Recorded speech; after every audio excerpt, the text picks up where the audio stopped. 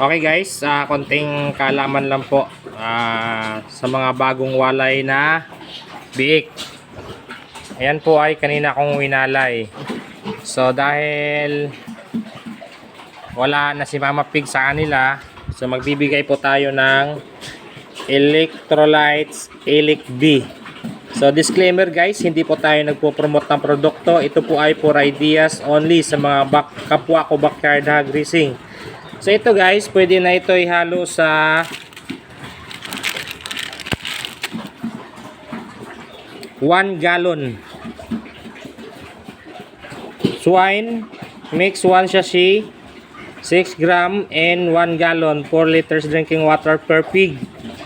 So ito po yung ihalo natin, ipapainom. So ang ginagawa ko dito guys, ito yung ganito lang ako guys magano. So ito meron na akong nabuksan dito. So ang treatment niya po ay 5 to 7 days. So pwede na kayo magbigay nito guys. Prevention lang naman to dahil sa bagong walay. Pwede na sa 5 days.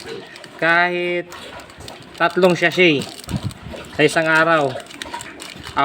Hindi nga pa nga naubos yan. Kahit 2 sachet lang, 2 araw. Kasi 1 gallon naman to eh. Ito yung gawin yung painumin sa mga biik. So ako guys, ang ginagawa ko para automatic nakakainom sila. So ayan, haluin ko lang muna. So para automatic po nakakainom sila, bukod sa yun ang kahalagahan ng drinker guys sa mga biik, saka yung may inuman. So wait lang, halo ko lang.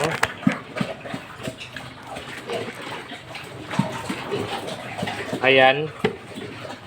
So ayan guys, nahalo ko na. So ang ginagawa ko lang kasi guys, ganito lang. So ito feeds. Yan. Bali 4 na beses ako magbibigay ng ganito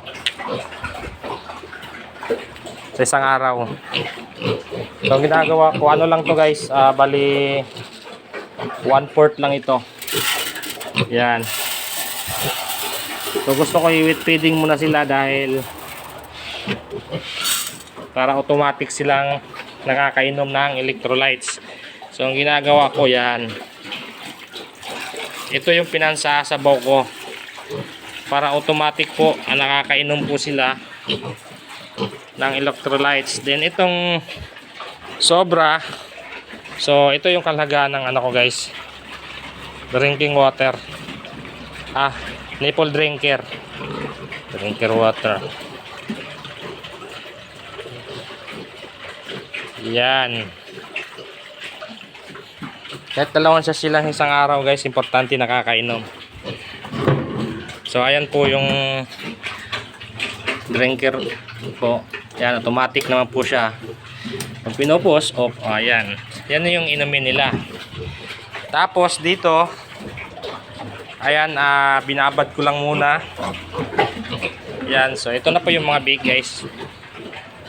So hindi pa pag first day, hindi pa sila ganun katakaw dahil nanibago pa lang. Pero maya maya kakain na yan. So malakas na kumain yan guys, nanibago pa lang na first day kasi nila sa pagwawalay. So bukas i-update ko kayo kung gaano nakalakas kumain to. Ayan na po sila guys, update, 28 days. Pinakamabigat is 9.2 kilos. Ang pinakamagaan, 2 lang yung, yan lang yung isa, yan yung pinakamaliit. Ayan guys, yung pinakamaliit, 6.2 kilos. So na ipit pa. So yun lang guys, magbigay ng sa araw ng, pwede din dextrose powder guys. Ito lang yung gusto ko ibigay ngayon, electrolytes yan. Ayan po ay para hindi ma-dehydrate yung mga biik natin, para mapanatiling malakas yan, hindi nangihina dahil wala nang gatas kay Mama Pig. So para iwas dehydrate, So ganun lang po ako magbigay guys. So maya maya pag natunaw yan, kakainin nila yan. So hindi pa kasi tunaw. Sinanay ko kasi ng basa muna para makakainom sila automatic ng electrolytes. So ito ay 28 days. So yun lang guys, update tayo. Konting kaalaman para iwas dehydrate yung mga bake natin. Electrolytes Elic B. So nabibili po ito sa Agribit lang po. So disclaimer po guys, sinulit ko, hindi po tayo nagpo-promote ng anumang produkto at hindi rin po tayo nagbebenta.